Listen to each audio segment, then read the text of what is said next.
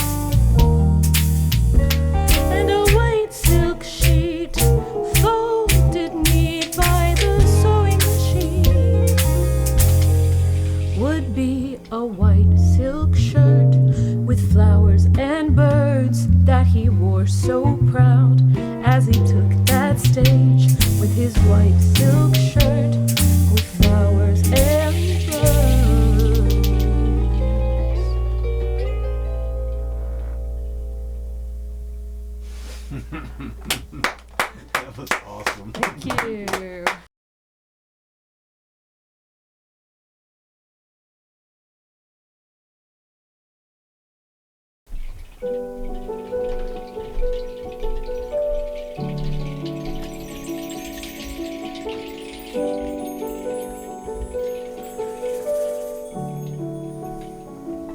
I saw you over there, leading conversations with the air.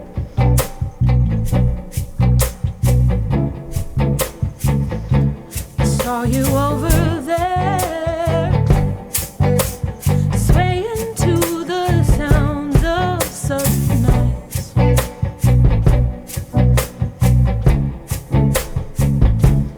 Suddenly I looked at you when you looked at me, and in that moment I could hardly breathe. Could it be true?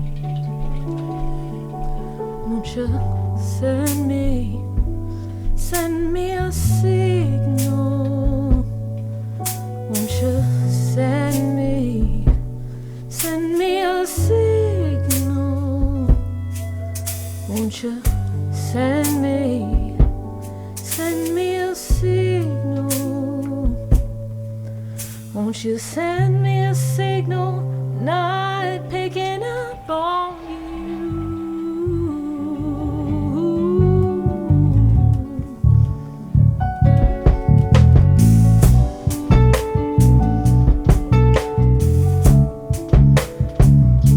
I saw you over there.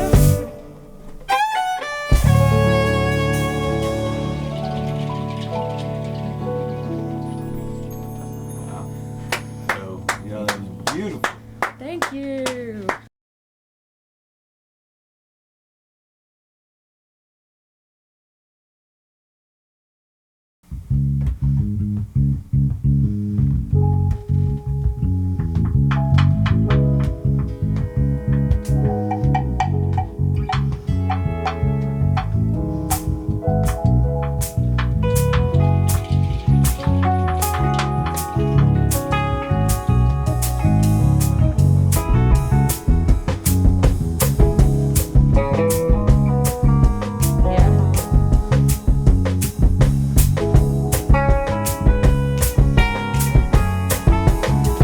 On down the road where I've been, yeah, it's different every night. You can find me where the music takes me. Yeah, I'm fine, don't mind me. Let me tell you about the views. Hotels aren't quite like my bed, but we're living the dream. We said sometimes late at night, close my eyes before I drift away to all my wildest dreams. My mind wanders to perfect time and place where you and I found love, and it almost feels like home. We walk a path that's paved with gold. The poplar leaves all fall like gentle rain, while you take me in your arms. Right here in this moment, it almost feels like home. Yeah.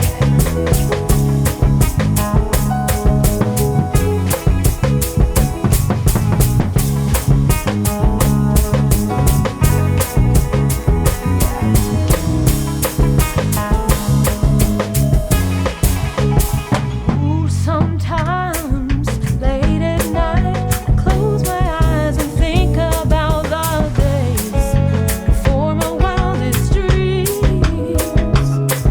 I know I've got it made, but sometimes I can't help but wonder where I'd be had there been you and me.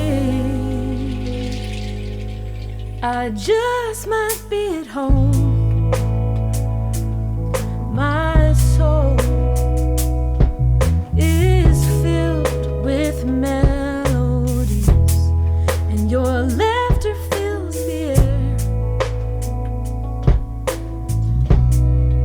and time stands still. Instead, I'm missing you tonight. But right here in this moment, it almost feels like home. Almost feels like home. Oh, oh, oh. How could it feel like home? Just don't feel like home.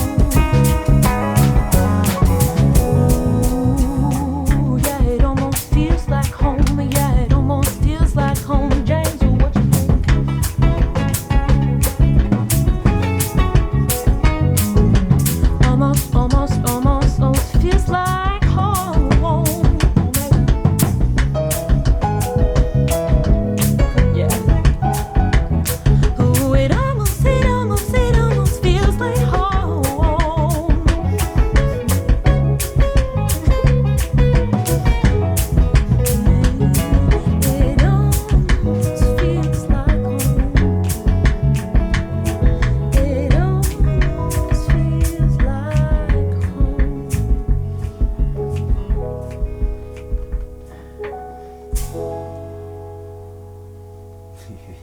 Nice.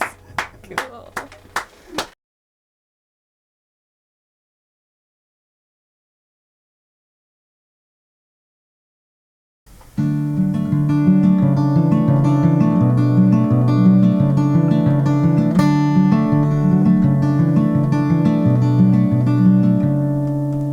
If I had a flower for each time you crossed my mind, I'd walk in your garden forever.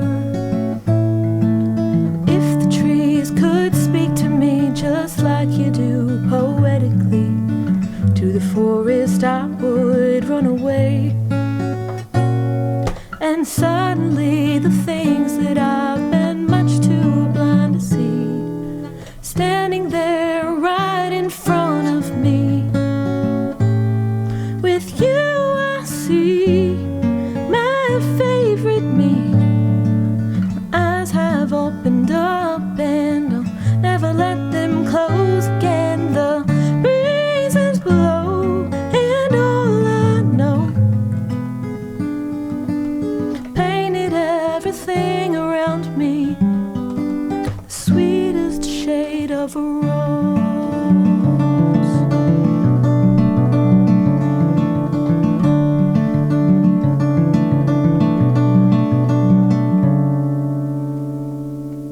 So let's plant the flowers side by side, walk the forest hands entwined, build our own garden together.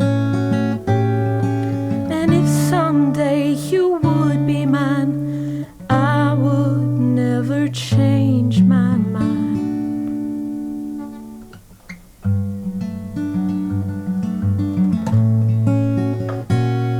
I opened up my eyes and then I see the world you've helped me see so beautifully.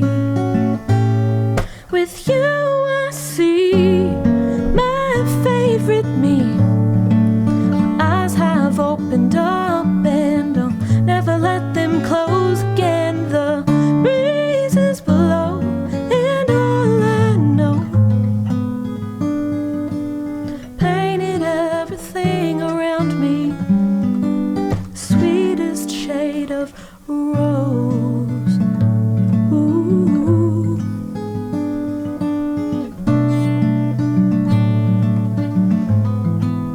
Sweetest shade of rose. Ooh.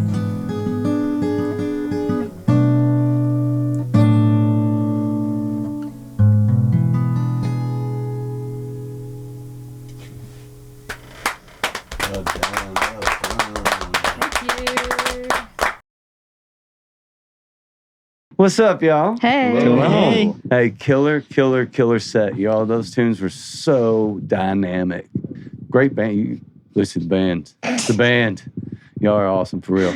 Thank you all for coming. Thank Thanks you for having us. Thank you. Thank you for having us. Absolutely killing it. So, how's everybody doing? Great. So Great. happy. Great. Lucy, introduce the band. Introduce yourself first and then Okay. introduce the band if you don't mind. So my name is Lucy Becker from Lexington, Kentucky. I'm a fiddle player, songwriter, and just super happy to be here. So I'm here with these amazing gentlemen. I've got Eric Botsford over here. I've got Omega Latham, Brian Keith, and James Dillon. Well, you got some absolute killers. You're a killer yourself as far as Thank when it comes to you. playing. So, I mean, you guys, there was so much space that you all created and what you were doing.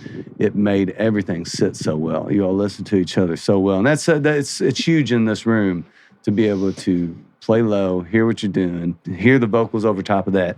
So kudos on that, because it was just an absolutely dynamic performance. Thank you. Thank you.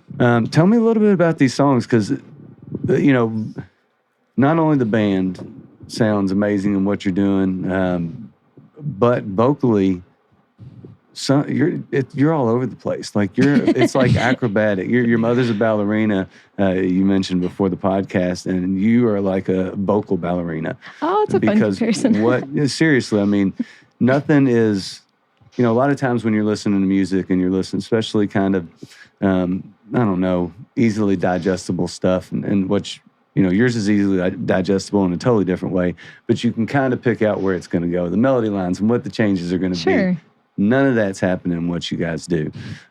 So if you don't mind, let's start with the first song if you want, and Sure. kind of let's break down some of these tunes because they are all different, all dynamic, and really, really cool. Thank you. Yeah. So I feel like something really special about the music that we create and write together is that really there's no two songs that sound alike, as I'm sure Totally. now you Yeah. can notice from 4 of them. But the first one we did, White Silk Shirt, I think plays into a lot of the jazz influence and music I listened to growing up. Lots of us here also play like jazz standard gigs pretty often. So Oh, sweet. I had a singing jazz standard gig for a little over a year in Maysville, Kentucky at Caproni's restaurant. Okay. Definitely check them out. They're amazing. And that was actually one of those kind of 5-minute songs. It's called White Silk Shirt. I had a friend of mine, CJ Lewandowski of the Poe Ramblin' Boys. I went and hung out with his band on the Opry, and he wore the most beautiful white silk shirt. And I asked him, I was like, okay, what's the story here? And the song basically wrote itself, but he told me that he had gotten it at a thrift shop in Nashville. He lives down in Nashville. And that the woman that owned the shop, I guess it had been donated by a soldier that fought maybe in the Korean War. And it was initially a bedspread. And Whoa. CJ was like, I could probably have that material made into a shirt. And I was like, well, that song just wrote itself. That's killer. No kidding. So you mentioned, jazz and some of the influences. That is kind of what I wanted to throw at all of you all, because the stuff does go all over the place. I wrote it before and then I wrote it after you said it, but influences. What are the things that got you all kind of trending in the area that you're playing in? Like you said, you have jazz, but there's so much going on with what you do. Fill us, for all of y'all, kind of fill us in on what you grew up listening to. Yeah, I mean, I guess I can start. I actually quite literally grew up listening to everything from Beethoven to, like Ella Fitzgerald. Okay. And so I'd say if I had to just pick a few of my biggest influences in regards to what we do would be probably like a Tito Puente, Celia Cruz in the Latin world, like an Ella Fitzgerald in the jazz world, Alison Krauss in like the country bluegrass world, and then like Alicia Keys. Yeah. Of like kind of the Wow. neo soul. Yeah. That's killer. I can kind of Kinda checks out. Yeah, it checks out. I can kind of hear bits and pieces of all those things that Yeah. kind of meld a very, very interesting original sound. Thank you. Yeah, What about yeah. you, Eric? Eric, what about you, buddy? Well, I always like to flex. So my mother, bless her heart, the first 3 albums I ever received as a child, a very small child, was Meatloaf, Bat Out of Hell, Zeppelin 4, and Kiss Destroyer. And I got all 3 CDs at the same time.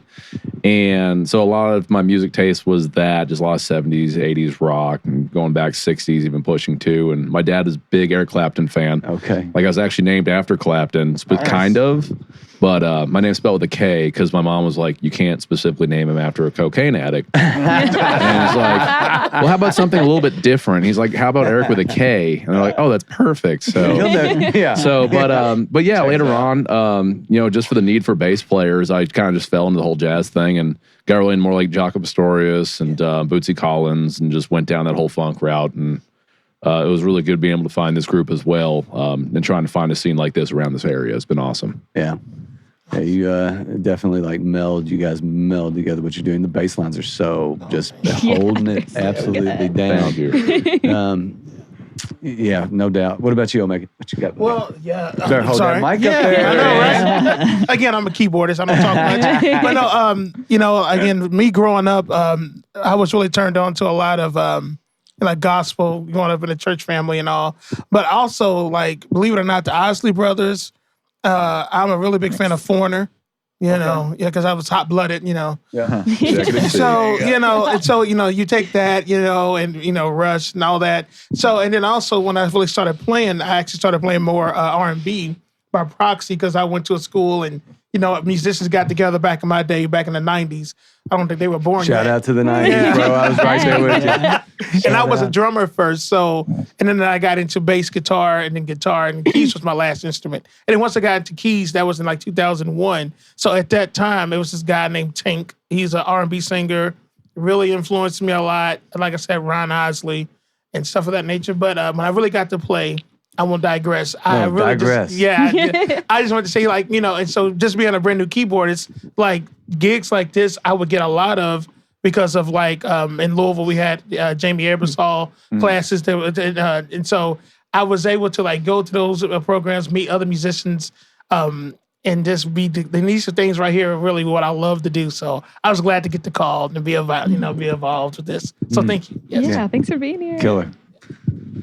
So for me, when I was growing up, I was either outside playing sports, playing make-believe, or I was inside playing video games. Yeah. So like when I was real little. So, for me, I think without even knowing it, my first start with music, I was just listening to a bunch of video game scores. Oh, no. And like in a video game, you have so many different areas, that you can explore. And so the soundtrack matches those areas and you get sounds from all over the world. And then my sisters did choir. And so they did band and choir, did like a joint concert together every year at the Singletary Center in Lexington. I'm from Georgetown. Okay. And I saw the drum line. And so I was like, I have to do that. I was like, this is the coolest thing I've ever seen in my life. I have to do this. And then I kind of stumbled into just a bunch of different things on the way. Like I would friends with like hip hop music, so we'd listen to that. I found Guitar Hero, so I found rock music. So I just kind of stumbled into a bunch of different things. But having the background in video game music just made me kind of open to a lot of different stuff, Dude, right? What a killer story. You went from video game scores to Guitar Hero to Yeah. Excellent. And so I don't know, it just made me really open to different things. And then I studied percussion at University of Kentucky, and that just seeing all the different sounds across the whole world, like spoons and just seeing like Balinese music and tabla and just like everything. It was so cool. So I feel like I derive a lot of that influence in what I do. I wouldn't. I definitely wouldn't even call you a drummer. I would call you a percussionist. When I was 100%. listening in the headphones, that's what I was. There are drummers and there are people that can do so much outside of what just drumming is that calling them a drummer almost feels offensive. And so, with what you were doing, dude, killer. Thank you. It's Appreciate that. maintaining volume in a small room, in a small setting like this. Even with a small set, dude, it's easy to get out of hand real quick. But, the control, all the other things that you did, man, it was very, very, very cool watching you play, and listening to it through the set was even cooler on my experience. Man. Yeah. That's always the best part. Sorry to before I interrupt you. That's always the best part about this. When it's done right, you can hear all the pieces, man. You can hear everybody individually, and you can pick out so much of the intricacies that you all do that a lot of bands don't necessarily do. But I think that, just so far, 4 out of 5, with the influences, you kind of understand where it's heading. So, all right, let's finish this off. So, my dad, when I was really young, used to play in a blues band. Okay. Shout out to Lexington fixture Keith Hubbard of the Hubcats. And so I would roadie for him, and he'd give me like $5 or whatever to carry cables. So from an early age, I was kind of steeped in Chess Records stuff like Muddy Waters, Etta James, Stevie Ray Vaughan. And then as I kind of got into my teenage years and, you get some more testosterone and all of that, I got more into metal, stuff like that. So like really nerdy stuff like Dream Theater and got into prog rock. And it just started this sort of tumble into more and more nerdy music. So that made me really want to go to music school, because I was like, all these people that I really like went to Berkeley or whatever. So that's what I need to do. And so it wasn't until I got to college that I got into jazz. You kind of get like a Stockholm syndrome. It's like you pretend that it's good because it's going over your head, and it's like, I must just not get it. And then you keep sitting with it, and you're like, oh, this is amazing. I love this. I'm obsessed with this. So got really into the nerdiest side of that you could get into, like 80s jazz fusion, like Alan Holdsworth and Tribal Tech and all that stuff. And now a lot of my work, I got I consider myself really lucky to be playing at a Baptist church right now that's just got such a high standard for musicianship. Where you play? Consolidated Baptist Church. Yeah. Oh, I love it there. I love everybody there. Super high standard for everything.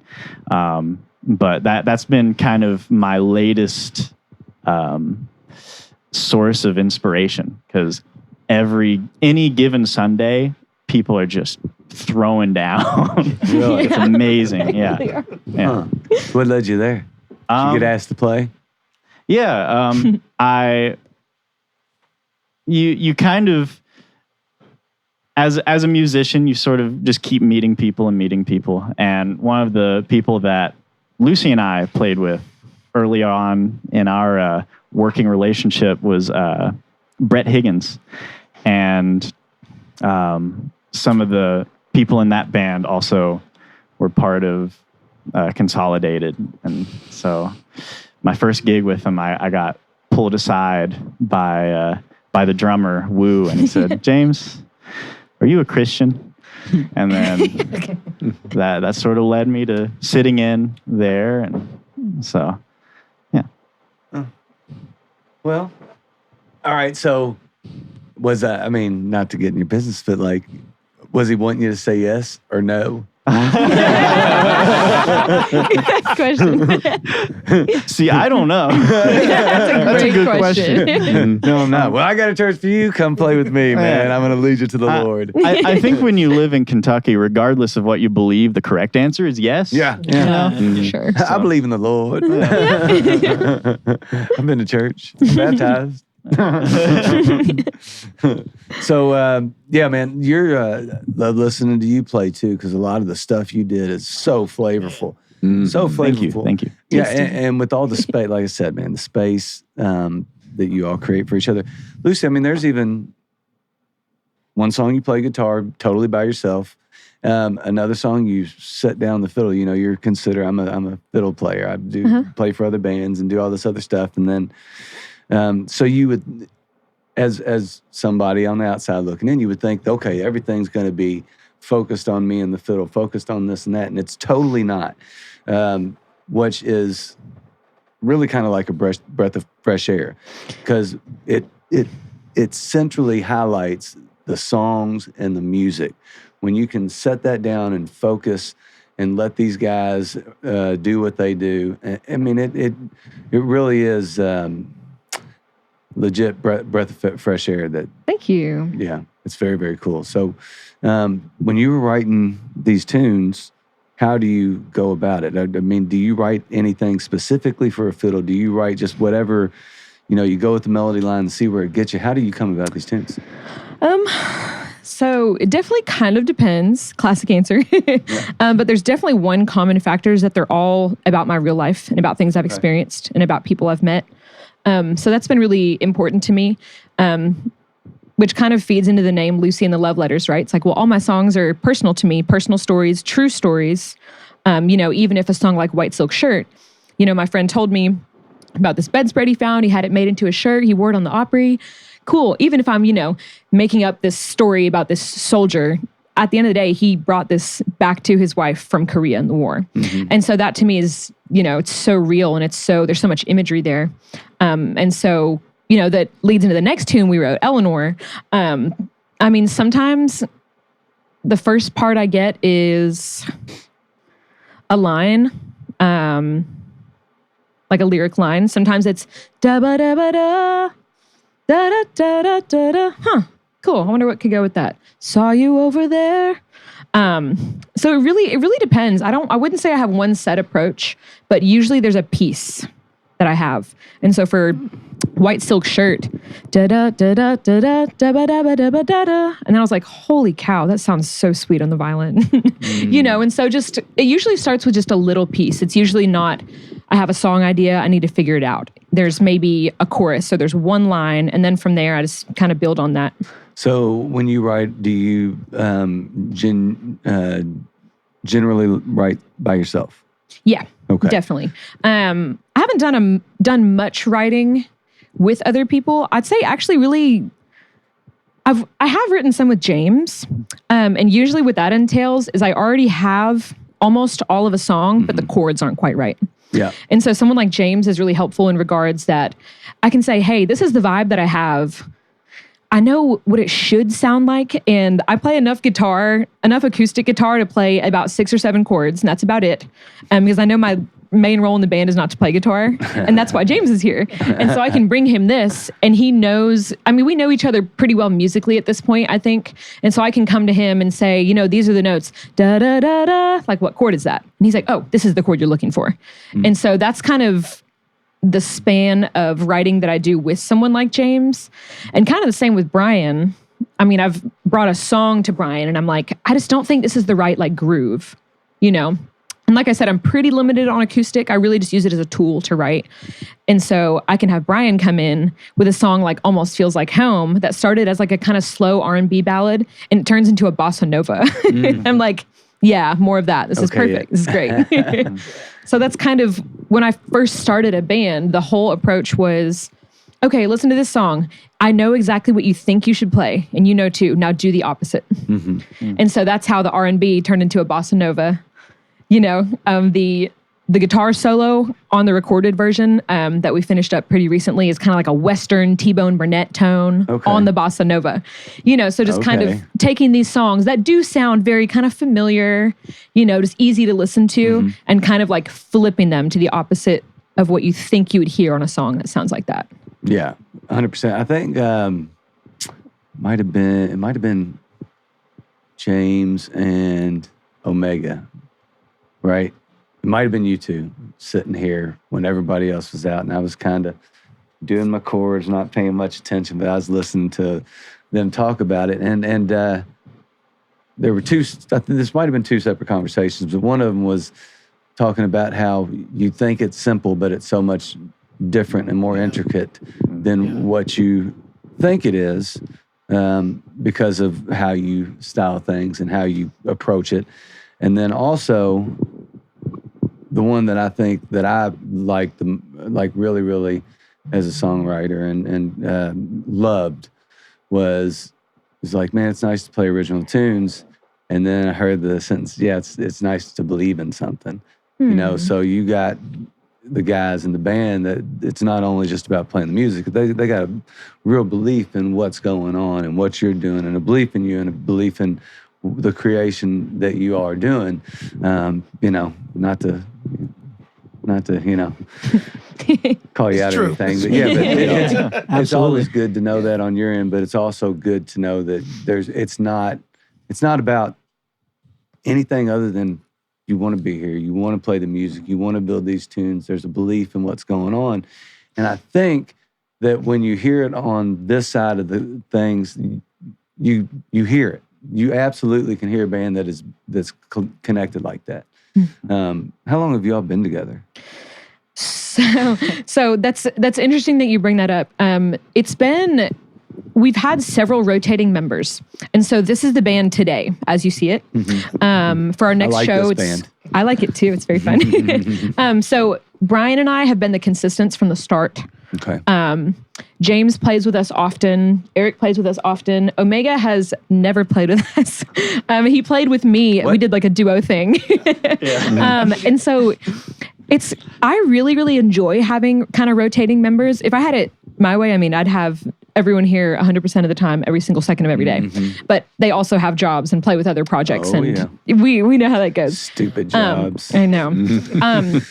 But the nice thing about that is we can just kind of try different sounds and different ideas. Like we have a saxophone player, Kirby Davis, that joins us from time again. Nice. It's so great. Yep. And so, that's something we talk about when like someone like Omega comes in who hasn't played with us before. We have, charts and recordings for all the tunes, but I always say, I want the Omega version of the piano part. We always will have piano, but I don't want him to mimic the recording. I want him to play it his way. Yeah. Because what happens then is that everyone feels like they're just mimicking another player and they don't really get to be themselves and play music the way they want. Yep. And so that's really, really important in my band is that like people leave a show or rehearsal feeling good about themselves and good about the way they played. And it's super important. So when did the band start? I guess I started kind of back in September is when Brad and I connected. I made a Facebook post and I was like, hey, looking for a drummer to join a rehearsal I can pay. I'll pick you up. You know, it's in Cincinnati. And Brian messaged me within like 5 minutes. And he was like, hey, saw your post. I happen to already have all my stuff picked up. If you want to swing by, I was like, I think I replied with Holy Mother of God. I was so excited. And I called him, and within 5 minutes of talking on the phone and kind of explaining, what did you say? You said, okay, so just correct me if I'm wrong, but it sounds like you're looking for more soundscape and percussion versus like drum kit. And I was like, I love you. You're hired. Yeah, instantly. And so you can almost tell, I think just from my perspective as a songwriter, when you talk to someone and within 30 minutes of playing with them, if it's a good fit or not. Yep. And that's the thing, is that we've played with so many absolutely incredible musicians. Everyone that, every single musician I know is so incredibly hardworking and talented and skilled. But definitely this band is not the fit for every great musician. Yeah, I think. Totally. Yeah, there's between personalities and characteristics and the ability to not play all the time, not overplay, sit back and let other people fill space, and sometimes no space. I mean, it just takes the right mix. Yeah. And shocking that two things, that it's only been since September that you've been doing this at all, because it just sounds so well oiled. And then for you to be here for the first time, man, is yeah, which because it sounded like even when you know, it was just the four of you sitting here playing prior to the podcast, it sounded like you all played together a million times. It just was, it's set perfect. So exciting stuff. Are you going to play again with them? Come on, Omega. Not to put you on the spot. I would love to. Let's go. I will go ahead and second that. Please, we'd love for you to anytime. I met this guy today, and I would just say, and this guy, I think I met. No, I've seen you before, but I met you today. Yeah, that's right. And you know, so like they brought up earlier, a guy named Brett Higgins. That's where I first ran into. I think I played with you before that first time at the Mexican restaurant. At Ruby. Jeff Ruby's. Yeah. And I was like, you know, I thought he was amazing anyway. Then when I heard her, I was like, geez. Yeah. I knew it was something different. I was like, so when I got the call to do a gig at Bulldogs, it's in Richmond. Yeah. I was like, awesome when I tell place. you, I play and all that, and I'm not, but when I tell you I was nervous, because when I first heard the music, I said, whoa. And I told her this. I was at the gig, and a friend was there with her, and they sung one of her favorite songs of mine that she didn't even know is Pirate's Hearts. I actually gave her a tip to play the song, because if you get a chance to hear it, you'll love it. And It's so, great. and I don't digress, but just to let you know, yeah, I would definitely be with them again. I feel honored that I got the call. So, Hell yeah. Honored to have Let's you here. go. So awesome. I feel Back feel like Love Connection, you know, the old school. I feel like we did something here today. Yeah, exactly. I remember my first time, like after my first time playing a Love Letters gig, I went up to Lucy. I was like, please keep calling me for these. Absolutely. Yeah, know that feeling. 100%. Well, that's got to feel pretty awesome. Oh, it's the best. It's super fun. And, you know, like I said, that the gig is not for everybody. It's, I have a background in musical theater. And so our shows are very more, I'd say more like a production than a show. It's an We're not a bar experience. band. I mean, I'm sure you can tell that. We're definitely not a bar band. We play all those songs, but we don't, that's not something that we do. Yeah. Like we all know the songs. I can sing whatever Fleetwood Mac song you want. There you go. You know, we can do Wagon Wheel. We can do Freebird. Sorry, James. If you have to. Yeah. If you must. But, you know, our shows are more productions. Like, they're very sensory. We have, like, our own, like, lighting. We have flowers on the tables. We have love notes we leave at everyone's seat. That's cool. Affirmation jars. Come on, positive energy. Really? We have a whole playlist that plays before the show. And so, you know, at our Walk-on shows, music. yeah, we don't do a lot of like, thank you. And this song was about that. And we're going to do another song called this. Thank you so much. We're going to do another song that I wrote. They're pretty seamless. Like, we just go into songs because I know that people are there to hear music, respectfully. They don't want to hear us talk. Yeah. They might a little bit, and we might say a few things, but I mean, what we do best is play. Yeah. So I'm pretty good at talking. I like to talk a lot. They know. But, you know, we just want to play and share our music with the world. So, Yeah. Well, I don't know if it was today or yesterday, but I heard somebody that, you know, there's there's gigs and there's shows. You know, there's the gig when you show up and you're just background noise for 2 or 3 hours doing whatever. But then the show is exactly what you're talking about. And to think about how well thought out that is, you know, that's not I don't know anybody else that puts that much thought into love letters on seats and affirmation jars and playlists beforehand. Very, very, very cool. You know, very well thought out and immersive. I think that ties you into like, all right, number one, let's all get in the groove of the same thing because we're all hearing this playlist and all that stuff. But what made you kind of come up with that? I mean, I definitely think part of the musical theater background, costumes. Like, so for every show, I will wear either red or pink, nothing else ever. Okay. It's black tie formal always. They don't need to wear a suit, but they're always going to be in all black with like a pink or a red accent. Uh-huh. And again, for me, I don't think that the performers should look like the audience members. There should be a separation there, right? For sure. It's kind of just the full immersive thing of, well, if there's a playlist playing and they're playing Tyler Childers, Go Tyler, We Love You, and they're playing John Mayer and they're playing, I don't know, bar music, top 100 hits, and then we start playing, people are going to be really confused. Yeah. Or maybe people are going to be thinking, okay, so the whole playlist was country beforehand.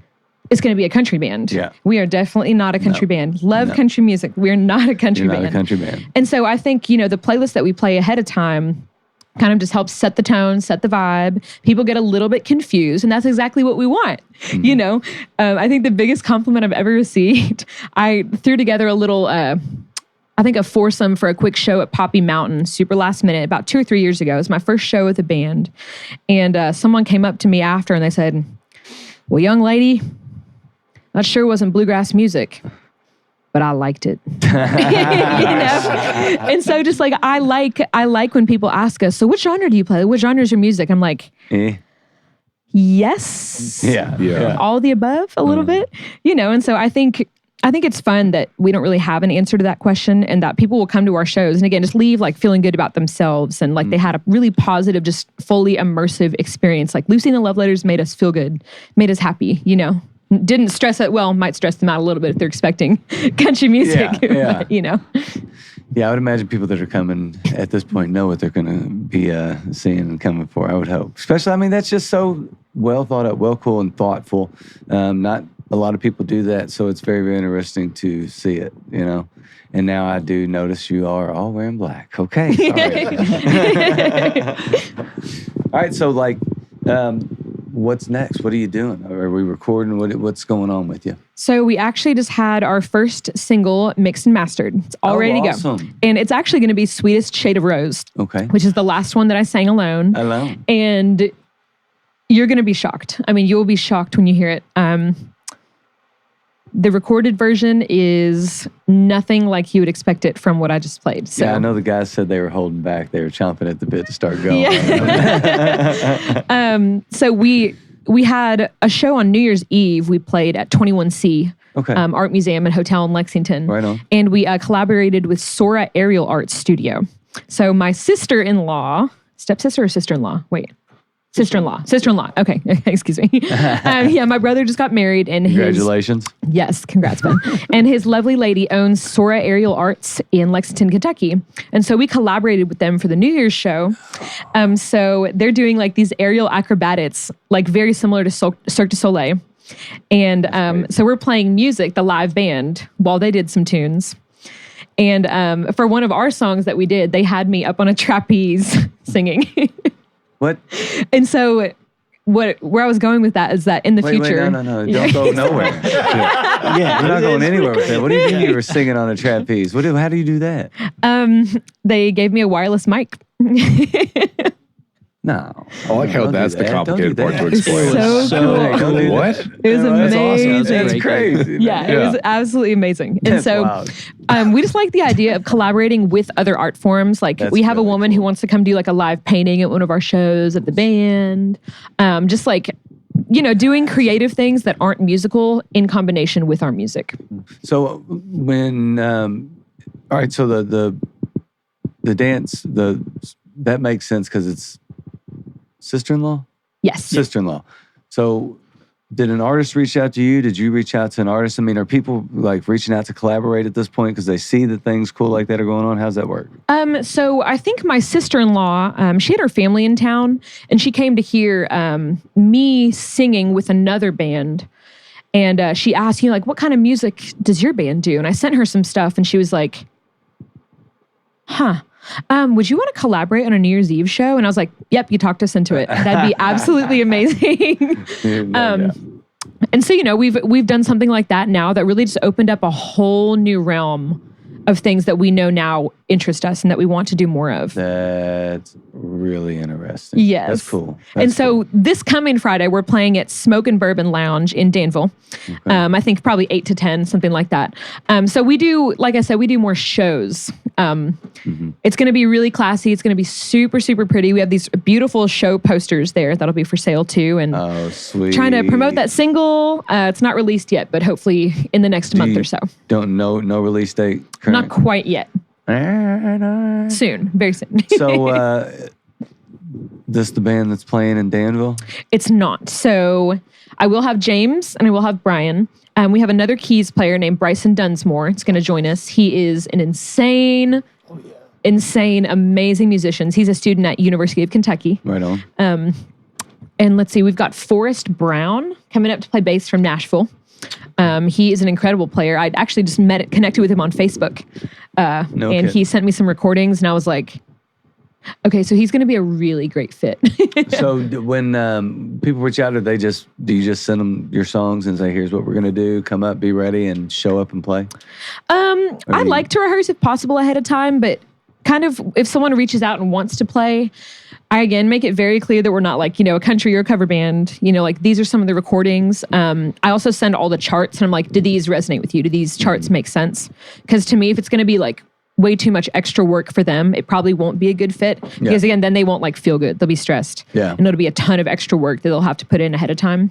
And so like we have charts recordings for everything, but some people don't read the same charts, like letters or numbers. And so I send all the charts. I'm like, do these, are you comfortable with these charts? Because one thing about me is I do not have time to rewrite them. No. These are the charts we have. And so then from there, I ask if there's, something I can hear of them playing. And usually from the recording, I'm like, okay, this is a good fit or it's not. Yeah. And so he had a background in a lot of jazz. I think he had like a Jocko recording of some kind. And Nice. he was playing a lot of upright too. Oh, sweet. And so I think he's going to do both, which will be really fun. We'll have a backup vocalist too, Annabelle Peterman. She graduated with me at Morehead State. Oh, sweet. And so that'll be really fun new element to have. Yeah, it's going to be a really fun show. That's amazing. That's amazing. So, have you ever had one of these, people that submit that show up, no rehearsal, go to the show, and it's just like, oh my God, did they listen to anything? Yes. Yikes! Yes. How bad? Tell me, please. No names. I think really is just that sometimes you get hired for a gig and you don't understand what you're committing to. Yeah. And again, like I've been a hired cat. I spent most of my life as a fiddle player, being hired to play with other people's bands.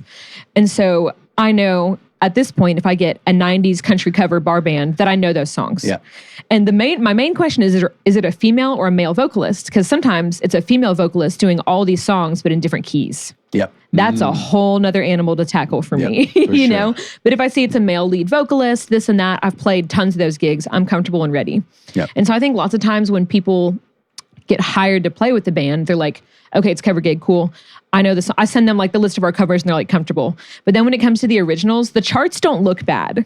They don't look bad, but then, like you said, there's lots of moving pieces. A lot of things happen. And so I think it's easy to look at the charts and be like, okay, yeah, I'm familiar with 1, 2, 5, 6 minor, maybe a diminished 7, cool, no problem. Mm-hmm. But then like, the stops don't happen or the rhythmic da-dum, da-dum, and it's clear that they haven't listened to it. And that's okay. We just go with the flow, you know, so. Just make it work. Yeah, absolutely. Make it work and don't make that mistake again. Yeah, definitely. But, it definitely is hard to pull together a show without a rehearsal in that regard, even just running some little spots and stuff like that. So run something. Yeah, especially for this type of music too, because this is only my second organized show with the band. We had a show in Paintsville and it was lovely. We actually met at Barrel 53 has a killer open mic on Tuesdays. And I've never been to one. And I've actually seen her play on the videos because our friend James Reed hosts it. And I was like, oh, cool, this is awesome. Like, there's not a lot of fiddle players in town. This is great.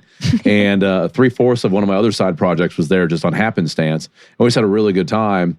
And then we ended up playing a few and just watching her play. I'm like, oh, this is great. She's like, I do you came happen up and fiddled with you guys some country tunes or Yeah. something. And I was Yeah, like, it's fun. oh, do you happen to play bass? I'm like, that's actually my primary instrument. And it's like, oh, this is great. I'm going to need you for a show. And I'm like, okay, we're playing a bunch of bar country together. You need a bass player for a show. That's no big deal. And then she sends me the original set list and it's something completely different. And yeah, so it was like 2 weeks before. Thank God we had all the rehearsals. And I was like, it was just so Daunting. well, daunting, but refreshing. Yeah. Because I mean, so many different projects and so many different things, especially around this area. Because I played a lot in Florida, did a lot of the cruise ship stuff back in the day too. So you're playing every genre. Where here it's mostly country dominated.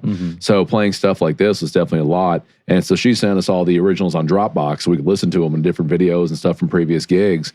And I never actually downloaded the app. So every time I had the browser open, I had about 128 windows open for every time I had to click on something and listen to it. And when I was telling people about these shows, they're like, so what kind of music is it? And I would just send links. I'm like, this is it. But no, it's definitely, yeah, if you're not listening to the tracks and stuff, it's a lot to learn. I had to learn the Nashville number system for the shows. Oh, really? So now I learned that. Yeah. Nice. So, but it was definitely a huge change from playing like Tuesday night bar country to, oh, this is what we're doing. And it's definitely an experience too. Like, I don't know if she sold it enough for what it was, but each love letter is handwritten. On every single table is a different love letter. And then you have the electric candles. There's actual roses literally everywhere. But it, Smells good. definitely felt like the old musical theater days and stuff. Like when it's like, okay, she's doing a solo piece. We all run off to the corner and hide off on, stage left. And we're like just waiting for our time to queue up and pull up an individual piece. It's an experience. So definitely if you have the ability, you have the time, you're watching this, please come to one of the, it's not even really a show, it's an experience, There you go. You're there, you're part of it. Oh, yeah. So, yeah. That's killer. I think I left stage and danced with someone at the Alley show. Yeah. Oh, 100%. Yeah. Yeah, we're just on stage and you're I off was you just- go. I mean, that's the most amazing part of being with a band that you trust, right? Is that I know that I can leave, and ultimately now they're like, oh my God, we can play solos. Let's go. And so, I can leave them to play solos on this like blues song that I wrote. We have a tune called My Cats Have Forgot About You. And so I'm able to leave and let them, jam out on that while I go dance with the audience or, just whatever. So it's fun to be able to have a band not watching and waiting for me the whole time, that they can talk and be with each other and communicate because they're all amazing musicians. So it's really refreshing. Yeah, that's awesome. Definitely, we could only imagine that anybody that gets a part of what's going on with your songs wants to be a part of it, for those reasons, for the reasons that it's intricate, it's fun, it's refreshing. I mean, I've heard everybody say something about how refreshing it is in these originals and how good they are. So, super exciting, man.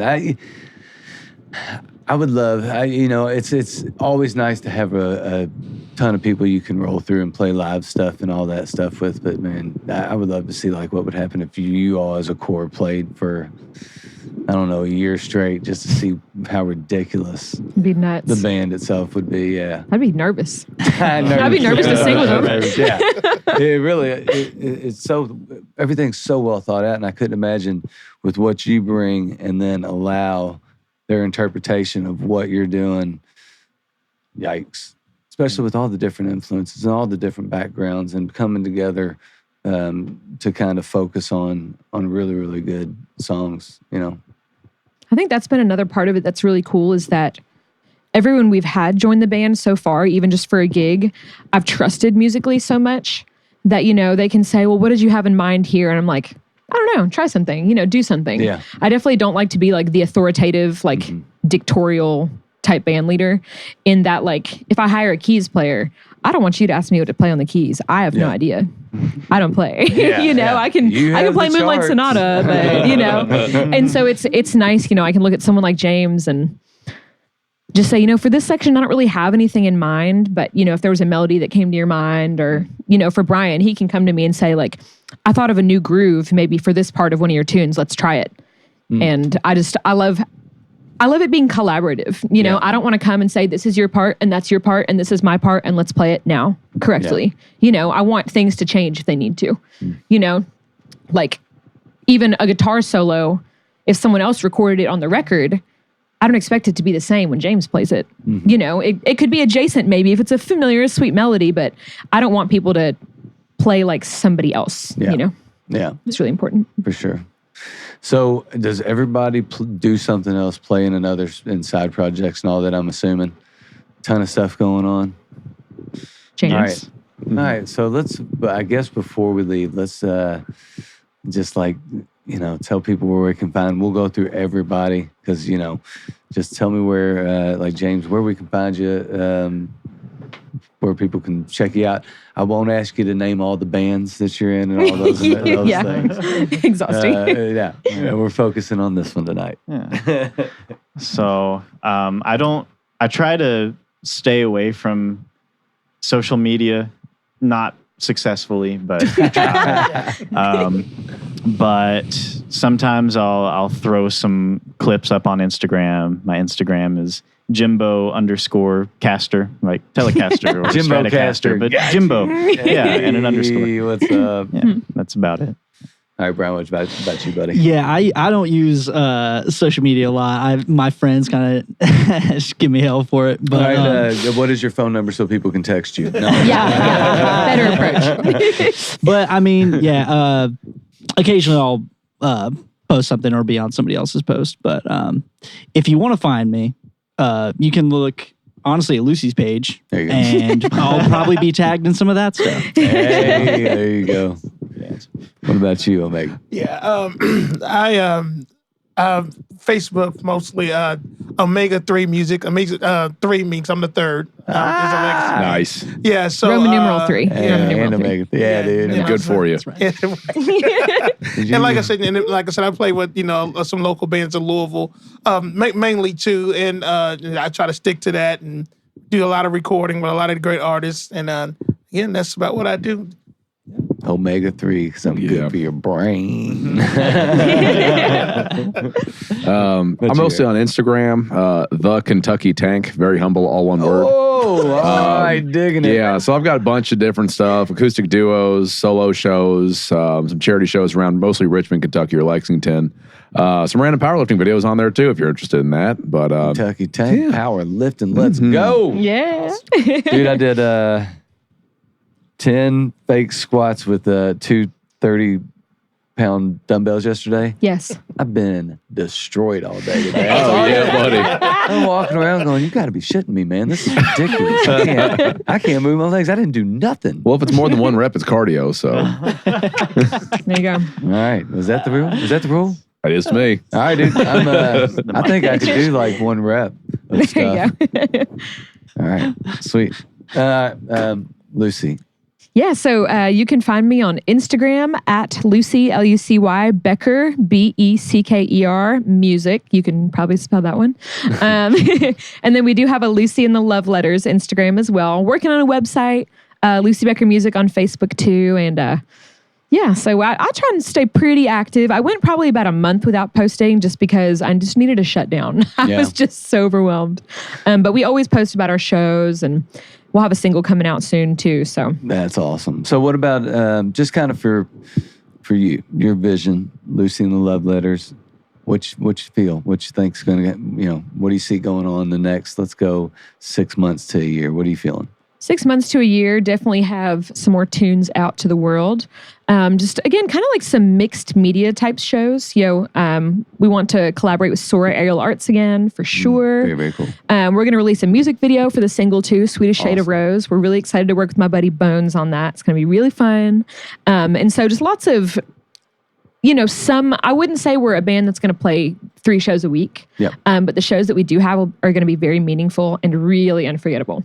And so, we try to be very thought out in the shows and gigs that we do. So that, Nice. the people can plan ahead to come. They can bring 45 of their closest friends There and you family and their exes and anybody they want to bring. But just to have some really nice shows planned, and we're going to do like a single release party. So be looking for that. It will not be invite only. So like I said, invite your friends, family, exes, anybody. Let's have a good time. Anybody and everybody. Yeah, Awesome. sure. Looking Bring your forward. dog. Yeah. Please bring Hey, your No, dog. definitely bring your dog. She did not last long in this Aw. conversation. She was out as soon as she got in. Yikes. Jay, what about you, babe? Your mic works. It's on. Yeah, just moving on over. Where can people find you? What about your flow stuff? Kentuckiana Flow who? Flomies? Yeah, she's a flow star, dude. She's Cool. she's got all the moves. Check her out. Awesome. It's amazing. Cool. I like her dad. Right? All right, you guys. Really, really appreciate you all coming out. Absolutely love the tunes. Thank you. Love the sound. I mean, everything about it. So check us out. Jeez, you're way up there. I forgot. Time for Recording on Instagram. Definitely follow us and subscribe on YouTube. And we will see you next time. Thank you all. Thank you. It was so fun.